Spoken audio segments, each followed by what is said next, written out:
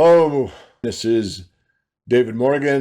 In my investigations on alternative energy, I ran across this. One of the members actually brought my attention to this ENG8. I just interviewed them. The interview will follow this introduction. They are seeking money. I may put in a small amount. I haven't decided, but it is not a publicly traded company. So it's very, very, very illiquid.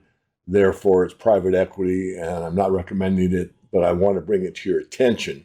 I found it fascinating, and I did get a NDA, non-disclosure agreement, not on the company itself, but some of the pushback that they've had from other places, and they met every one of those, let's say, concerns directly with verification. So I'm pretty satisfied that any of the negative feedback that you may find if you do some more investigations on your own, if you're so inclined.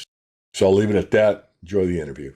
So I'm not an engineer by trade, but I've worked for 25 years doing material science development and working with institutes and other organizations, helping them commercialize their energy. And for the last 20 years, I've been investing in really I would call deep tech.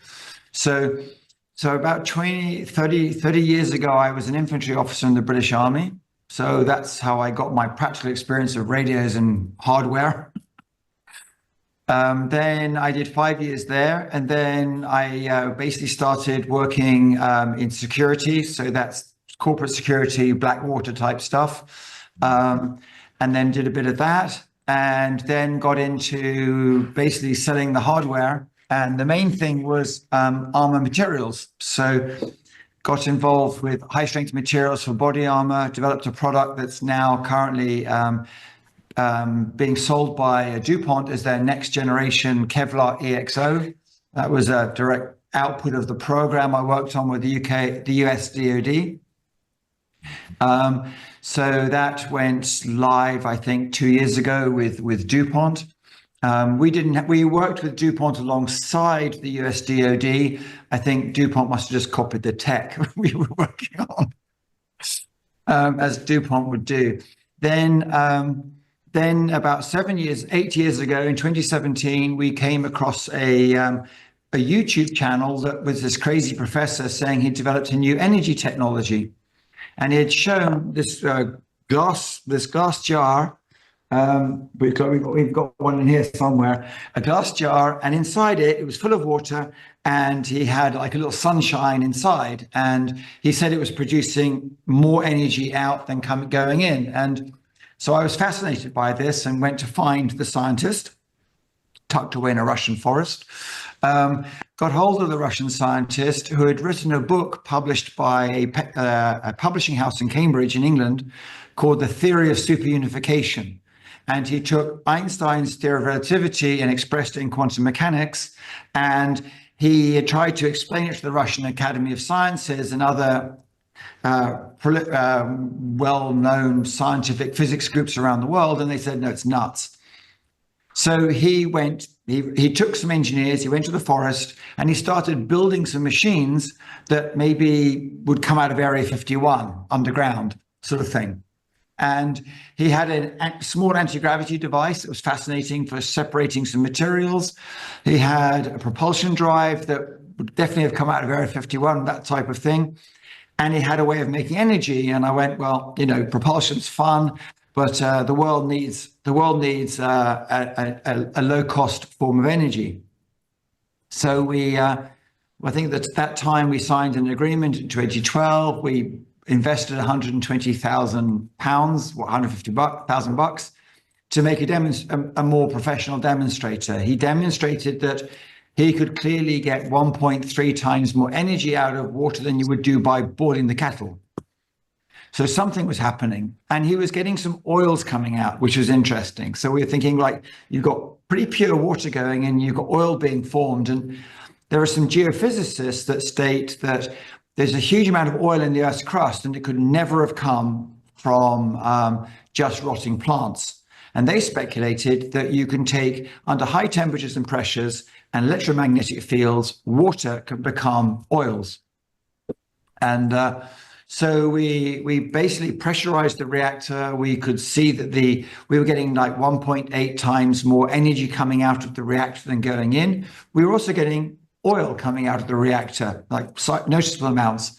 So the geophysicists were probably very right in their theory that the oil coming out is not fossils, it's just transmutation of water in the Earth's crust.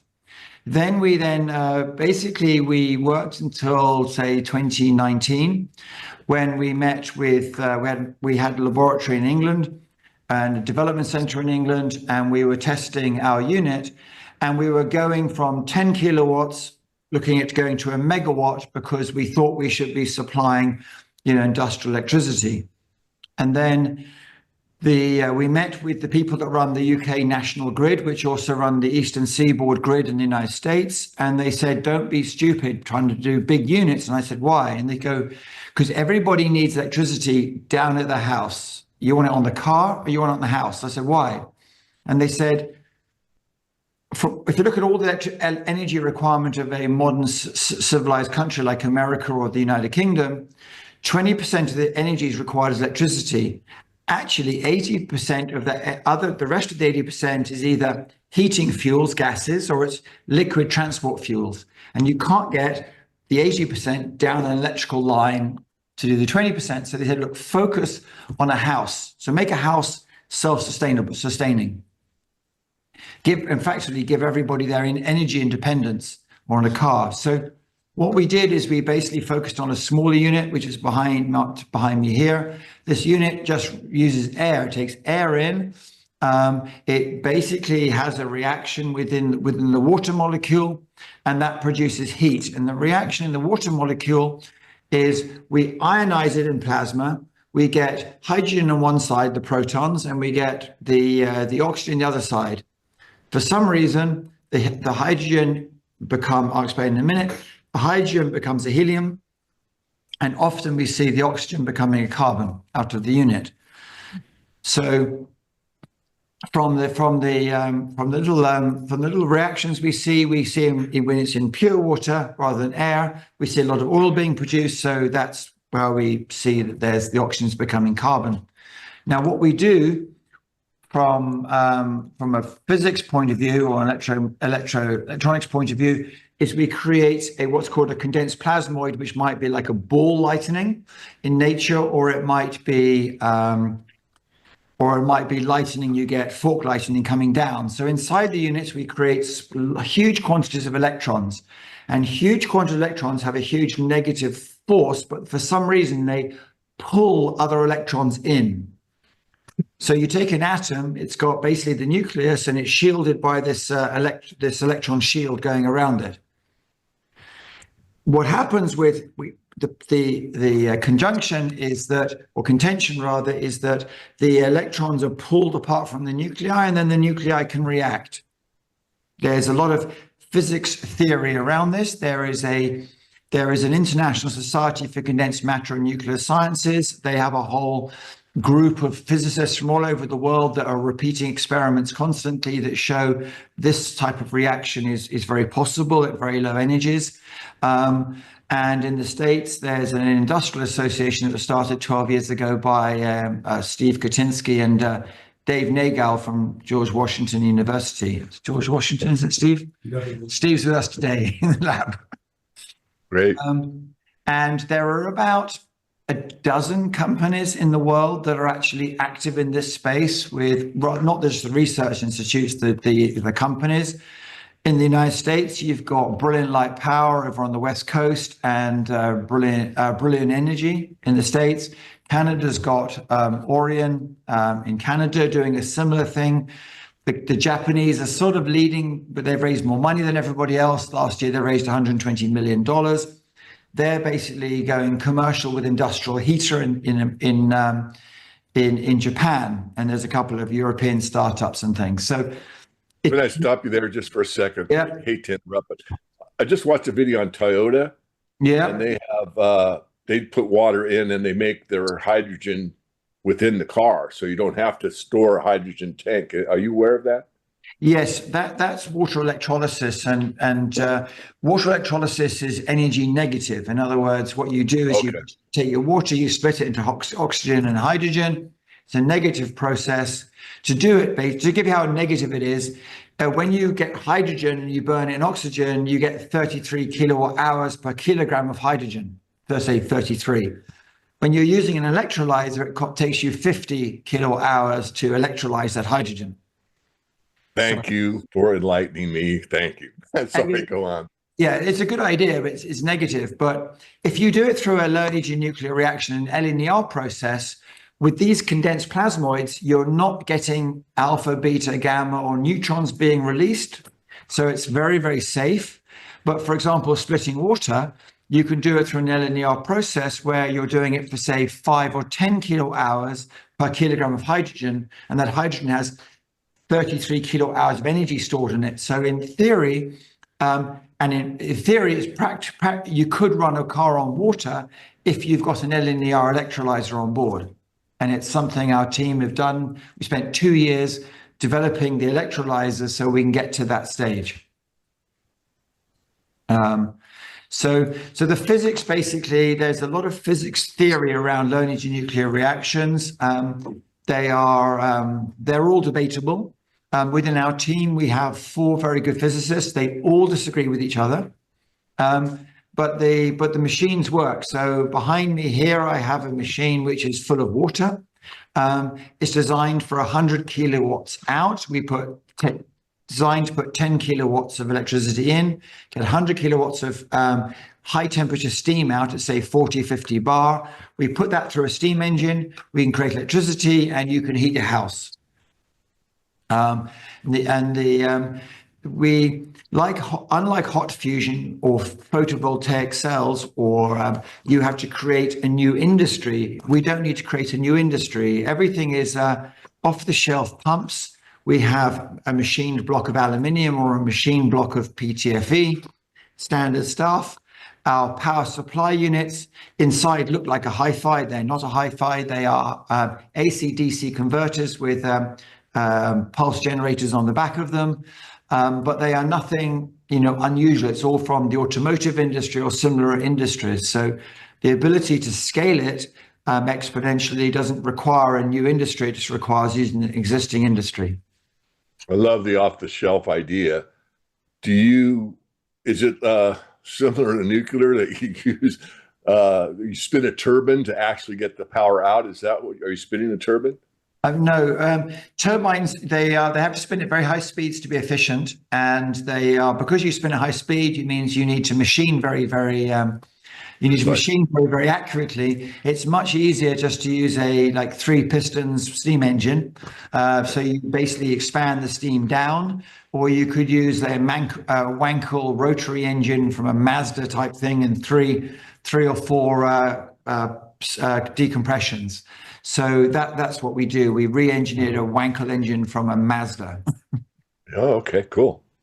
And because the cost of everyone says about free energy, if energy isn't free, it's simply how much capex do you need to deploy to create a unit of energy. So the cheaper that you can make it, the cheaper electricity out the back. So it has to be from readily available off the shelf components.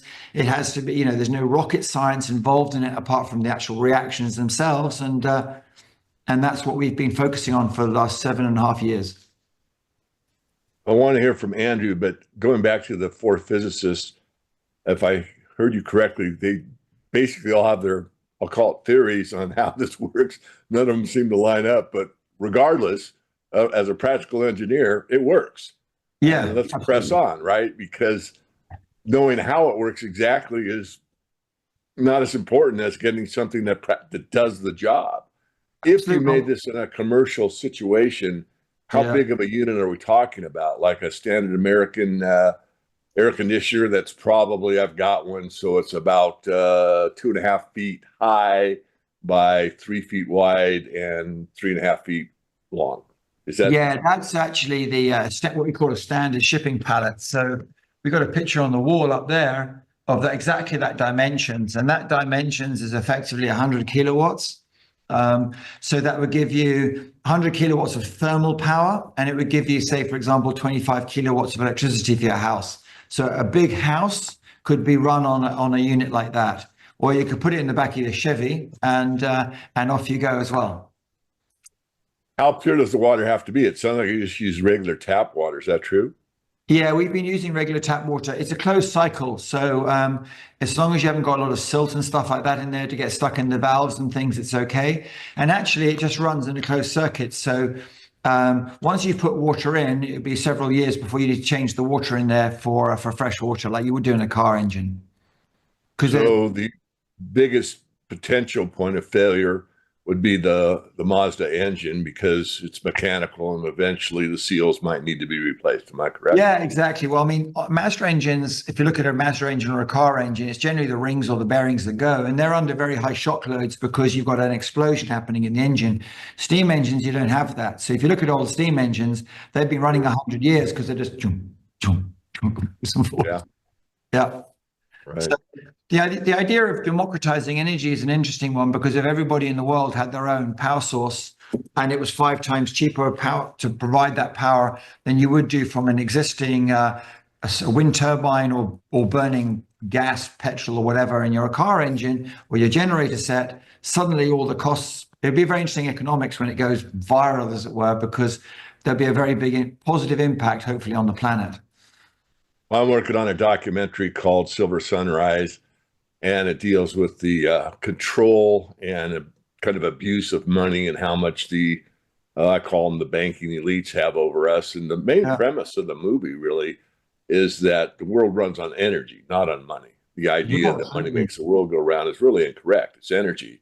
Yeah. And in that movie, I point out, if we had we do have abundant energy, in my view. It's how do we tap it, and how do we tap it where everyone thrives, because energy is, I'm not going to say free, but extremely cheap. I mean, think of what Africa would look like if it was, modernized to an electrical grid or whatever. So I don't want to drone on, but it's very dear to my heart that these situations are available. That's why I wanted to do this interview.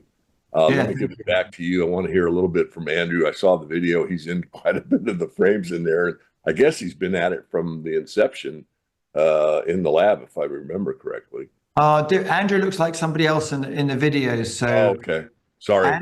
So Andrew, do you want to introduce yourself and just say hi? I've been with the company now for about a year. Yeah, but working on more of the business operation side, so as general manager. So we're looking at how once we are successful in securing investment, we are able to scale up to be able to move these the developments quite swiftly into commercial products. So we'll probably be about a rolling sort of year to 18 months away from that process once we can start on that. So we're looking at new premises there in Portugal where we are, and also in terms of what our requirements are over that period, like to scale up to a sort of full production on that. So there's a lot of work. We're doing a lot of work in the background, which almost trying to prepare ourselves for once, hopefully, and when it comes, when the investment comes, whether we can hit the ground running. Yeah, it's been quite an interesting process for me. I haven't worked on a project like this previously, but have experience in building teams, projects at this sort of scale as well. So yeah, I'm less on the technical side. I understand the concepts, and it's very, very interesting, and it's amazing working with some of the scientists that you're working with. But sort of more focused on the business on side with Valeria, who's the CEO. So sort of working alongside her in terms of making sure that we can support the technical side in what they're doing. So yeah. Thank you, Andrew. Let me put my business hat on for a moment. So as this becomes more and more commercialized, is there a set of regulations you have to go through, proof of concept, and then beta test with 10 homes or whatever, and then Portugal says, yes, it works, you can commercialize it? Or can you take me through the process of where we go from moving it out of the lab into, into the test field, perhaps, if it's required or not? And then once it's blessed, usually there's some government, I'll call it interference, but regardless, once that's accomplished, we call it red tape here, Yeah. then you can go ahead and start selling it out to as a commercial base. Yeah, there's a very big difference between the retail market and the industrial market. So around us, for example, the main application is not electricity, it's in heat. So around us, there are food companies and ceramics companies where their outputs are directly proportional to the cost of the energy going in. So we've got locally within 15 minutes of us about 100 megawatts of requirement. That's about 100 million of capex for people to install onto their facilities to just deploy within 15 minutes of where we are. We've met another group that require a gigawatt close to within 20 minutes of where we are. So that's about a billion of capex. The energy industry is huge. So that's the capex going there. But what we decided to do is we decided to modularize it. So we have this is what we're actually building behind us is our minimum viable sort of economic product is the 100 kilowatt genset. And then you can put, for example, one of those units, basically the genset box effectively goes in something over the wall over there, which is a shipping container. So you get 24 or 48 going into a shipping container, and then we can start supplying industrial heat. And there are no regulations. Well, there are regulations, but the regulations would be if you're producing alpha, beta, or gamma radiation or neutrons, you need special licensing. We don't produce any of those. Are we producing any, high frequency, electromagnetic fields? No, we're not. So we can work with a standard sign off from a boiler engineer, has to be a qualified hydraulics engineer. They need to sign off, and a high voltage electronics engineer needs to sign off on the safety of the box. But the box is a polycarbonate box it effectively goes in, so it's all self-contained. If we were going to go into the retail market, then they would have to actually go through more rigorous health and safety testing. But to supply the first billion of requirement within 20 minutes of here, that's the limit of the requirements. Then you'd have capital to go ahead and commercialize it on the retail side, I suppose. Yeah, and it probably make more sense to basically basically license other companies to do that. And one of the examples I use is in the States is the General Electric white goods assembly facility in Kentucky. And they produce 2,500 units an hour going down the assembly lines. Wow. And if each of those units was one of our 100 kilowatt modules, because it's about the same size, then within 1 year, you'd have generated 1 terawatt hours of generating capacity. So that means you would be within 1 or 2 years, you would be able to supply all the generating capacity for every house and car and everything in the United States factory. Yeah. And not crash it, and significantly reduce the energy costs of everybody in the United States. But the big difficulty with there is that the energy markets and the energy system is very controlled by energy companies and banks. The cost of oil extraction is basically, finding it and pumping it out the ground and refining it. When the cost of basically taking energy out of water comes down to a point where the oil and gas, it's more expensive to pump oil and gas out of the ground and refine it, then it'll be interesting. And that's why we're trying to create a diversified shareholder base. So we've got 100, apart from the founders, which I'm one of the founders, there are 100 smaller investors that have invested between 10,000 and 100,000 pounds into the business. And so we've managed to basically keep ourselves away from outside interfering control. Wonderful. So I'm a big proponent of EROI because we can print dollars to infinity, so money won't solve the energy problem. Yeah. Energy required for energy input for energy exit. I forget, energy return on energy invested. There we go. Yep. It's getting very difficult in the oil sector. I mean, if it used to take 1 barrel of oil to get 100 barrels out, now it takes like 5 to 1. I mean, you get Yep. 1 barrel, you get very little return on energy invested. Yeah. But here we're getting more energy out than we're putting in, which solves the problem from here on out. Am I looking at that correctly? Yeah, absolutely. You're looking at it, you're looking at it very correctly. And when you look at the cost of producing a unit, say for example, a 10 kilowatt module for a house, that would be let's say $10,000. But $10,000 then for the house or the car, that's all the energy that you'll ever need for the rest of the lifetime of the house or the car.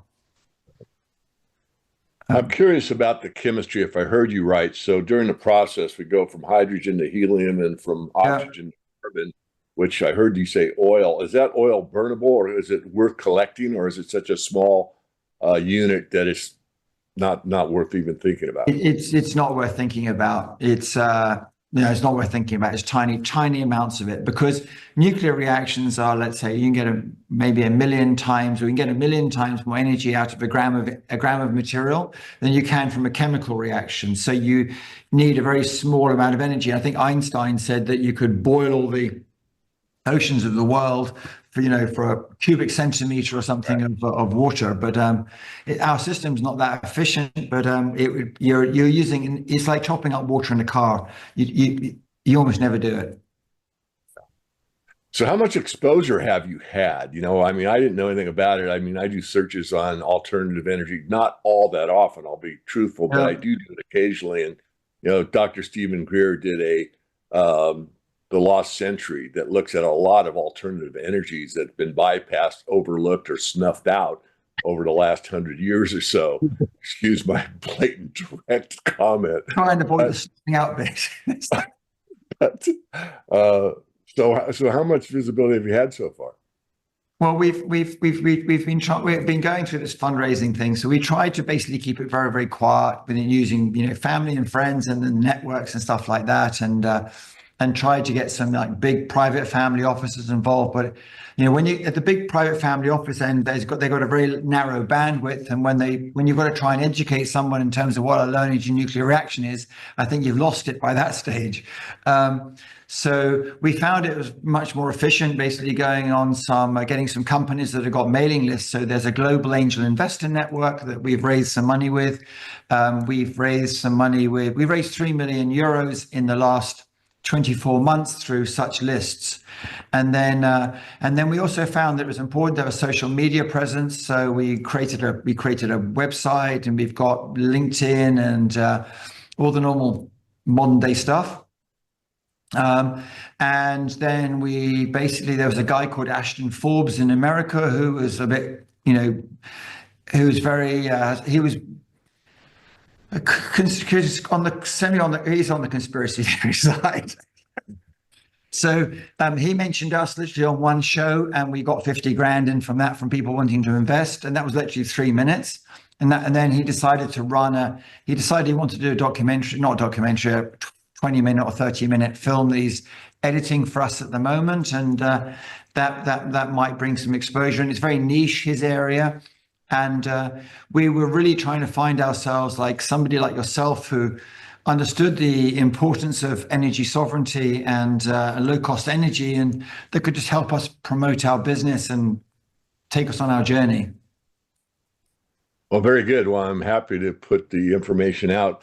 So how do we get to learn more? What's the website? What's your LinkedIn? What's your point of contact? We're on ENG8 .energy is our website. This one, next question. It's not a setup. It's a difficult one to answer, so I'm going to editorialize a bit. Since you're involved with ENG8, you are biased. However, to be as objective as you can be, you've looked at other ideas in the, let's say, efficient energy situation outside of the oil industry. Yeah. So on that basis, where would you rank this? This is the best thing you've seen. This is in the top 3. This is something that I think will change the world. Objectively, again, I know that we're going to have to filter that somewhat, but let us know, where do you stand on this? You've been at it a long time. Yeah, there are some other, there's wind and solar, but they've got a certain capital cost, and they only operate, say, 25 to 30% of the time. Right. So the cost per kilowatt hour is limited there, especially in the smaller ones, which are expensive to buy and install.